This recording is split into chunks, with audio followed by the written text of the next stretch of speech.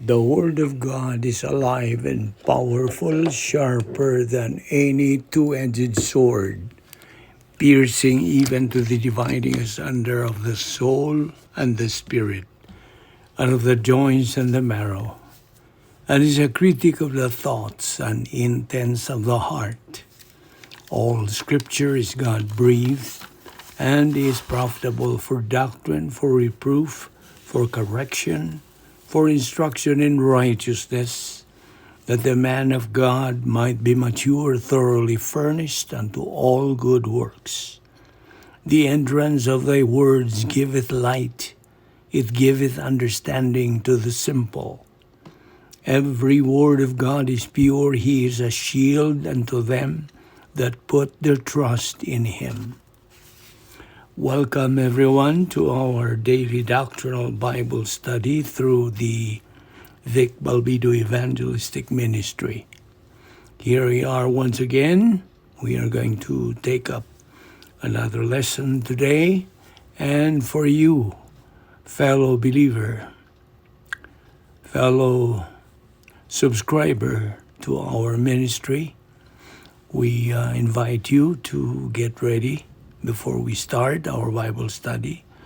Be filled by God the Holy Spirit, and you know the mechanics to be filled and to be back into fellowship with God, so you can be ready to take in the Word of God. But for you unbeliever, it is faith alone in Christ alone. Acts 16:31 says, "Believe on the Lord Jesus Christ, and thou shalt be saved." Today we are going to take up the integrity of God.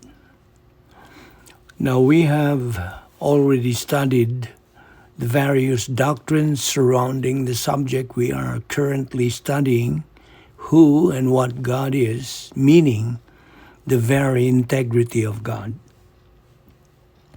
When we talk about the integrity of God, we cannot dismiss the fact that one of God's attributes is his being love, because he is perfect love. Speaking of God's love, his kind of love or his being love himself cannot be compared to human love. So when we talk about the love of God, never ever think that God's love is the same as that of man's love. Always remember that the essence of God, or any of his essence, is perfect. He even says that his ways, his thoughts are far more lofty, far higher than man's. Isaiah 55:8 says, "For my thoughts are not your thoughts, neither are your ways my ways, saith the Lord." In verse 9, "For as the heavens are higher than the earth, so are my ways higher than your ways, and my thoughts than your thoughts." Always bear in mind also that God has no beginning and no end. And God says that he himself is love. And because of those words of his, we can see that God's love has no beginning and no end. So this kind of love is an immeasurable and unfathomable kind. And because that is so, we need to study that is really God's kind of love. Now we have already established the fact that God is love. And we also studied that when God loves or shows his love, it is not shown or directed to persons who are imperfect, because God's love can only be directed to perfect persons or beings like him who is perfect. That is why it is important to study the love of God, so we will be able to know how possible is God's love to direct to us people who cannot reach the perfect standard of God. Now follow me very well in this particular line of thought, because this doctrine is understandably critical. Okay? So, like what I just stated, we are seriously studying this particular love of God, so we will be able to know and to learn the possibility that God's love, which is perfect and holy, can direct to us people who cannot attain the perfect standard of the integrity of God. You see, this kind of love that God possesses is what is doctrinally termed as impersonal love. Because even if God is not worthy to be loved, God himself is love. God, who himself is love, is already there.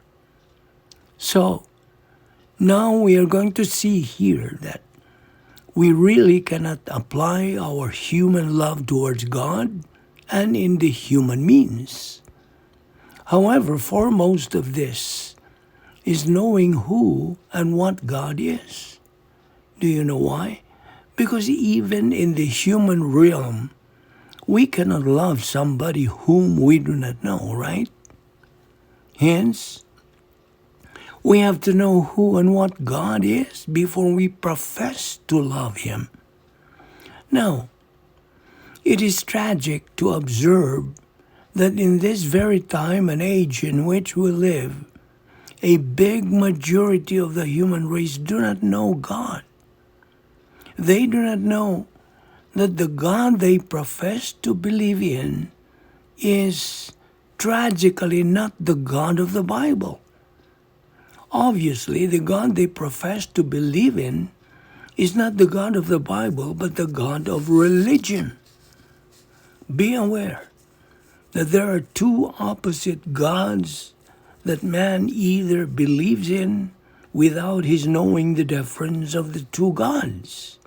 They are namely the God of religion, sponsored by Satan through his use of man, and the true God whom we learned and whom we believers came to know from the Bible, which is God's Word. That is the very reason why we believers are mandated to study God's Word, to have divine viewpoint in our life, because this is the only way, the one and the only way by which we can know God in an intimate way. Thus, we can come to love Him after we have been enlightened, clearly explained, lucidly oriented, all about Him as a person. And this process of orienting ourselves about God as a person requires a consistent, persistent, regular daily study of the Word of God. And we know this is the very process of spiritual growth from infancy to adolescence on to spiritual maturity. Once we attain the high ground of the capacity stage, then we can truly declare that we now have the capacity to love God and that He is now real in our life. And we can sense the unfailing love of God. That, folks, is how we can be worthy to love God. He is real to our life. He is more real than the person sitting beside you. He is more real to the problems of your life with all the real solutions to those problems. So human solution or solutions that we may have to our problems in life are not the true solutions. Believing in the very principle of human solution is no solution. Only God's solution is the real and genuine solution. So there is God, the sovereign, omnipotent, all-knowing God, the creator of the universe, whom we profess to be the true God, spoken of in His Word, the Bible. And if you don't believe this God we're talking about, sorry to let you know, the God you believe in is not the true God. Understand? So again, let me emphasize here that we really cannot apply our human love towards God through human means. We just can't.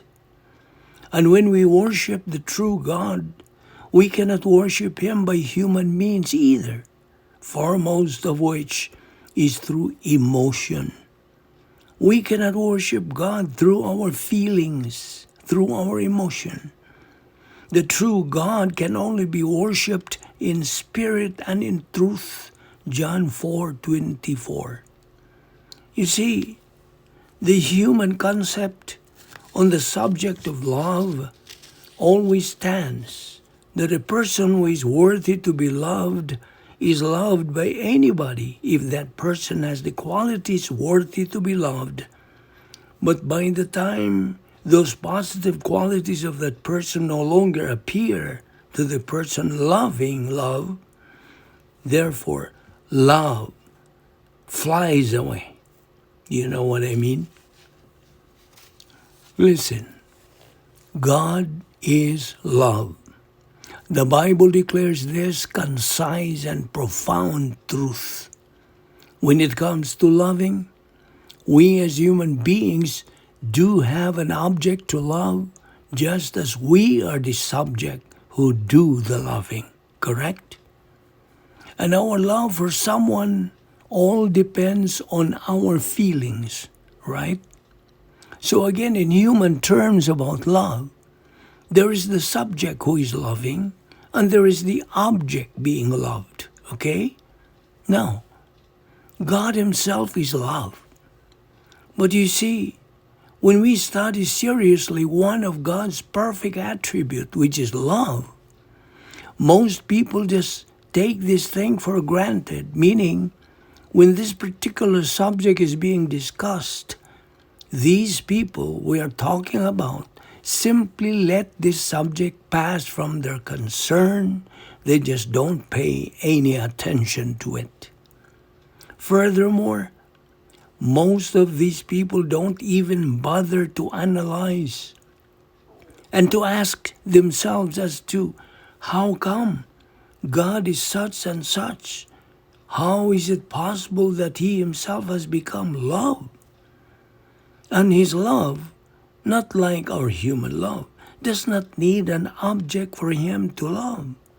Why? Again, because He Himself is love. And listen, when the Bible declares the concise and profound truth that God is love, I repeat to say, His kind of love, unlike our human love, does not need an object to love. Now, if we look at ourselves as people, as human beings, we cannot say that we are love ourselves. No way can we say. No way can we say that, because that is impossible. That only applies to God Himself, okay? But we humans are just the dead opposite. We are an object to be loved, and we are the subject to love somebody. Understand? Now let us at this point study and learn, what does the love of God mean? What does it mean? God is love. And what does it mean? His love is unfailing. His love does not fade. His love is everlasting. So we need to learn first who and what God is in order for us to understand this love of God. We need to know and understand the absolute and perfect nature of divine love. Do you have any conception, simplicity, and complexity of His love? We're asking you this question because tragically there are a lot of people in our time and age who never take pains and do not bother discovering this complex subject on the love of God, and as a whole, the integrity of God. We are going to study this further tomorrow, so we invite you to be with us. See you then.